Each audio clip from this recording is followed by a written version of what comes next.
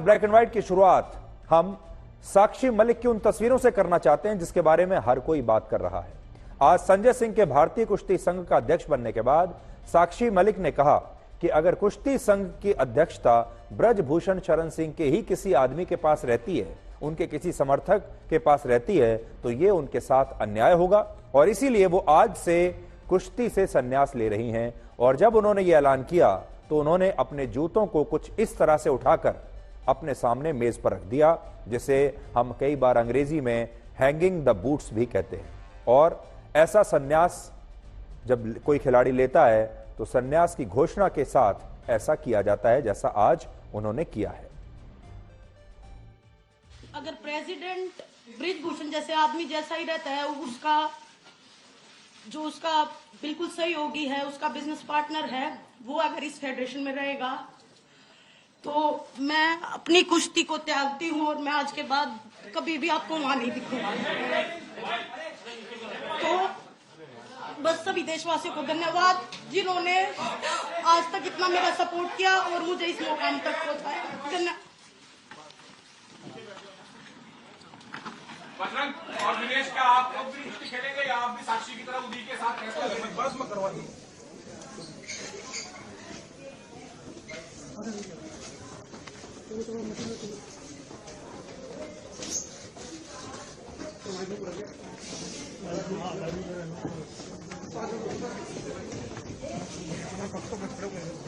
भावुक पल है इतना बड़ा फैसला लेने का। साक्षी, मुझे पता है आपने कितनी मेहनत की है, लेकिन आपको लगता है कि ये समाधान एक बड़ा भावुक पल है इतना बड़ा फैसला लेने का। कुश्ती को छोड़ने का फैसला ले रही है आपके लिए, आपको लगता है ये बहुत बड़ा कॉल है साक्षी? कुश्ती में ऐसे अंतर्राष्ट्रीय पहलवानों की संख्या बहुत ही कम होगी जिन्होंने 35 साल की उम्र से पहले ही संन्यास लिया हो, लेकिन साक्षी मलिक ने आज सिर्फ 31 साल की उम्र में कुश्ती को छोड़ दिया है और इसके लिए वो पूर्व अध्यक्ष ब्रजभूषण शरण सिंह को सबसे बड़ी वजह बता रही है। अगर आप इन तस्वीरों को ध्यान से देखेंगे तो आपके लिए भी यह समझना काफी मुश्किल होगा कि आज कुश्ती संघ के अध्यक्ष पद का चुनाव आखिर कौन जीता है। इन तस्वीरों में चुनाव जीतने वाले संजय सिंह के गले में शायद एक भी माला नहीं है, लेकिन उनके साथ खड़े ब्रजभूषण शरण सिंह को लोगों ने मालाओं से लादा हुआ है, यानी असली जो स्वागत है वो ब्रजभूषण शरण सिंह का हो रहा है। और अगर वैसे देखें तो ब्रजभूषण शरण सिंह का इन चुनावों से कोई लेना देना नहीं था, वो लड़े भी नहीं थे चुनाव, और इसीलिए ये तस्वीरें आज सारी कहानी खुद ही बयां कर रही हैं। आज कुश्ती संघ के कुल 15 पदों के लिए चुनाव हुए, जिनमें अध्यक्ष पद के लिए 2 उम्मीदवारों ने नामांकन किया था। एक उम्मीदवार थे संजय सिंह जो 50 वर्ष के हैं, उत्तर प्रदेश के चंदौली से आते हैं, और दूसरी उम्मीदवार थी अनीता श्योराण जो हरियाणा के भिवानी के रहने वाली हैं और 39 वर्ष की हैं। अनीता श्योराण वही एथलीट हैं जिन्होंने वर्ष 2010 के कॉमनवेल्थ गेम्स में भारत को कुश्ती में गोल्ड मेडल जिताया था, लेकिन कुश्ती में भारत को मेडल दिलाने वाली अनीता श्योराण कुश्ती संघ के अध्यक्ष पद का चुनाव एक बड़े अंतर से हार गई। गोल्ड मेडल तो जीत गई लेकिन चुनाव नहीं जीत पाई। उन्हें चुनावों में सिर्फ 7 वोट मिले, जबकि संजय सिंह 40 वोट हासिल करके कुश्ती संघ के नए अध्यक्ष बने। और यहां 3 बातें आपके लिए नोट करने वाली हैं। पहली बात यह कि यह चुनाव जिस एड हॉक कमेटी द्वारा कराए गए उसका गठन इंडियन ओलंपिक एसोसिएशन ने किया था, जिसकी अध्यक्ष खुद एक महिला हैं, यानी पीटी उषा है, और एक महिला की अध्यक्षता में यह हुआ। और इससे यह पता चलता है कि इन चुनावों में सरकार का कोई रोल नहीं था और सरकार ने बाकायदा एक महिला की अध्यक्षता में उनकी देखरेख में यह चुनाव करवाया है। और पीटी उषा एक ऐसा नाम है, पीटी उषा एक ऐसी एथलीट है जिन पर कोई सवाल नहीं खड़े कर सकता। इसलिए जो लोग ये कह रहे हैं कि यह चुनाव निष्पक्ष नहीं है, किसी खास व्यक्ति को जिताया गया है और एथलीट्स के साथ नाइंसाफी हुई है, उन पर विश्वास करने से पहले आप पीटी उषा के बारे में सोच लीजिए। दूसरा, जिन वोटों के आधार पर नए अध्यक्ष को चुना गया वो वोट राज्य और केंद्र शासित प्रदेशों की रेसलिंग एसोसिएशंस के वोट होते हैं। हर एसोसिएशन के पास 2 वोट थे, लेकिन कुछ एसोसिएशंस ने चुनाव में हिस्सा नहीं लिया और जो एसोसिएशंस शामिल हुई उनमें से ज्यादातर का वोट संजय सिंह को मिला और अनीता श्योराण को नहीं मिला, और इसीलिए संजय सिंह ये चुनाव आसानी से जीत गए। तीसरा, इन चुनावों में प्रदर्शनकारी खिलाड़ियों की तरफ से 5 प्रतिनिधियों ने चुनाव लड़ा था। तो जैसा कि आप जानते हैं, जो प्रदर्शनकारी खिलाड़ी थे वो ये चाहते थे कि उनके लोग चुनाव में जो है उतरें, उनके लोग चुनाव लड़ें और वो जीतें। तो उन्होंने अपनी तरफ से 5 लोगों को इन चुनावों में उतारा था। 5 में से 3 उनके प्रतिनिधि चुनाव हार गए और उनके 2 प्रतिनिधि चुनाव जीत गए। इनमें प्रेम लोचम सेक्रेटरी जनरल चुने गए हैं और Devendra Kadian senior vice president चुने गए हैं। इसके अलावा इन चुनावों में मध्य प्रदेश के मुख्यमंत्री, जो मौजूदा मुख्यमंत्री हैं मोहन यादव, वो खुद चुनाव हार गए।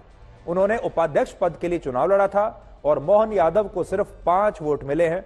मोहन यादव, जैसा कि आप जानते हैं, बीजेपी के नेता हैं और इस समय मध्य प्रदेश के मुख्यमंत्री हैं। मोहन यादव भी ये चुनाव हार गए।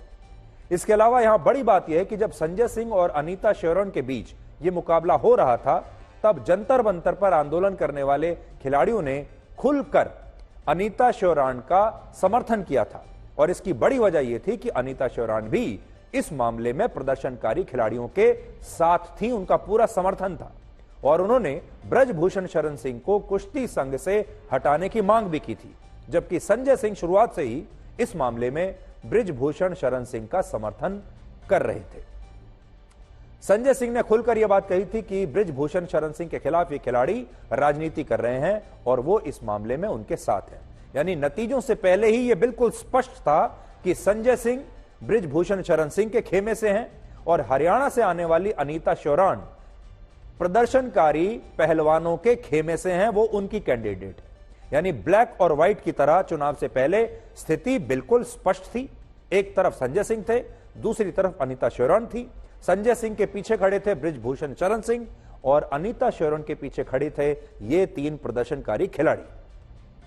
अब बड़ी बात यह है कि खेल संघों के चुनाव असल में खिलाड़ियों के समर्थन से नहीं जीते जाते, खिलाड़ियों के चेहरे पर नहीं जीते जाते, बल्कि ये चुनाव राज्य की एसोसिएशंस के समर्थन से जीते जाते हैं। इनका जो पूरा मैकेनिज्म है इन चुनावों का, वो बिल्कुल अलग होता है और इन एसोसिएशंस पर ब्रजभूषण शरण सिंह का प्रभाव पहले से काफी ज्यादा रहा है, क्योंकि वो कुश्ती संघ के 11 वर्षों तक अध्यक्ष रहे और इसीलिए जब उनका समर्थन करने वाले संजय सिंह ने आज अध्यक्ष पद का चुनाव लड़ा तो वो बहुत आसानी से जीत गए। बहुत कम लोग ये जानते हैं कि ब्रजभूषण शरण सिंह संजय सिंह और उनके परिवार को पिछले 30 वर्षों से जानते हैं और वर्ष 2009 में जब उत्तर प्रदेश कुश्ती संघ का गठन हुआ था और इसके अध्यक्ष ब्रजभूषण शरण सिंह बने थे, तब उन्होंने अपने समर्थन से संजय सिंह को राज्य के कुश्ती संघ का उपाध्यक्ष बनवाया था। इसके अलावा वर्ष 2011 से 23 के बीच जब ब्रजभूषण शरण सिंह भारतीय कुश्ती संघ के अध्यक्ष थे, तब संजय सिंह भी कुश्ती संघ में अलग अलग पदों पर काम करते रहे और वो हमेशा कहते हैं कि ब्रजभूषण शरण सिंह उनके लिए परिवार के एक सदस्य जैसे हैं। और यही वजह है कि साक्षी मलिक, विनेश फोगाट और बजरंग पूनिया उनकी जीत को अब एक धोखा बता रहे हैं और कह रहे हैं कि उन्होंने इस साल जनवरी में ब्रजभूषण शरण सिंह के खिलाफ जो लड़ाई शुरू की, उस लड़ाई का अब कोई मतलब नहीं रह गया और आज वो हार गए हैं। जबकि ब्रजभूषण शरण सिंह का कहना है कि साक्षी मलिक के संन्यास से उनका कोई लेना देना नहीं है। हम एक व्यक्तिगत आदमी के खिलाफ लड़ रहे थे जो बच्चियों का, लड़कियों का शोषण कर रहा था, बहन बेटियों का। उसने अपनी पावर से हर तरीके से कभी उसको राजनीति मोड़ दिया, कभी जातिवाद का मोड़ दिया, कभी उसने हरियाणा यूपी का मोड़ दिया, क्योंकि उसके पास पावर है और वो आप सबने देख ली, हमने भी देख ली। मुझे नहीं पता वो न्याय, विनेश भी बोल रही थी, साक्षी बोल रही थी, कब मिलेगा ये लड़ाई। चलो हम लड़े, हम नहीं जीत पाए, लेकिन ये लड़ाई किसी न किसी को, जो आने वाली पीढ़ी उनमें, उनको भी किसी न किसी को लड़नी पड़ेगी। आज जो फेडरेशन का जो अध्यक्ष बना है संजय सिंह, स्टार्टिंग से वो लोग बोल रहे थे कि हम बनेंगे, हमें पता थी, उसकी पावर पता है, उसका पोजीशन पता है, लेकिन दुख होता है कि देश में ऐसे लोगों को स्थान मिल रहा है, पद मिल रहा है। ब्रजभूषण का राइट हैंड है, उसके बेटे से भी ज्यादा खास है, उसको प्रेसिडेंट में आना मतलब आने वाली लड़कियों का जो भविष्य है उनको फिर से शोषण का शिकार होना पड़ेगा और जो चीजें पर्दे के पीछे होती आई हैं वो खुले में होगा। उससे मेरे को क्या लेना देना भाई, अपने छोड़ने की बात कर रही है। भाई साहब बाहर हो जाओ। बहुत अहम थी जीत, क्योंकि ऐसे आदमी के ऊपर आरोप लगाया गया था जो चरित्र के मामले में उससे उत्तम चरित्र किसी का है ही नहीं, और यह जीत असत्य पे सत्य की जीत हुई है। अब जरा इस बात पर नजर डालिए कि जो 3 खिलाड़ी थे जो लगातार विरोध कर रहे थे कुश्ती संघ का और आरोप लगा रहे थे, और दोनों तरफ से आरोप चल रहे थे। कुश्ती संघ के लोगों का आरोप था, बृजभूषण शरण सिंह का आरोप था कि उन्होंने जो नए नियम बनाए हैं उनके तहत इन खिलाड़ियों को भी ट्रायल देना पड़ता और ये बिना ट्रायल के ही ओलंपिक जैसे खेलों में हिस्सा लेना चाहते थे। असल में वजह यह है, अब देखिए बजरंग पूनिया को इस साल भी बिना ट्रायल के ही एशियन गेम्स में भेजा गया, जिसमें वो ब्रॉन्ज मेडल भी नहीं जीत पाए, जबकि साक्षी मलिक और विनेश फोगाट ने एशियन गेम्स में हिस्सा ही नहीं लिया था, जबकि विनेश फोगाट को भी बिना ट्रायल एशियन गेम्स में भेजने का फैसला हुआ था और वो चोटिल हो गई थी। तो इन तीनों ने ही कोई खास ऐसा प्रदर्शन किया नहीं, और बजरंग पूनिया भी जब उन्हें भेजा गया बिना ट्रायल के, वो भी कोई पदक नहीं जीत पाए। इन चुनावों में आज मध्य प्रदेश के नए मुख्यमंत्री मोहन यादव की भी बड़ी चर्चा रही। मोहन यादव को इस बात की बिल्कुल उम्मीद नहीं थी कि बीजेपी उन्हें मध्य प्रदेश का मुख्यमंत्री बना देगी, और इसीलिए उन्होंने कुश्ती संघ के उपाध्यक्ष पद के लिए चुनाव लड़ने का फैसला किया था।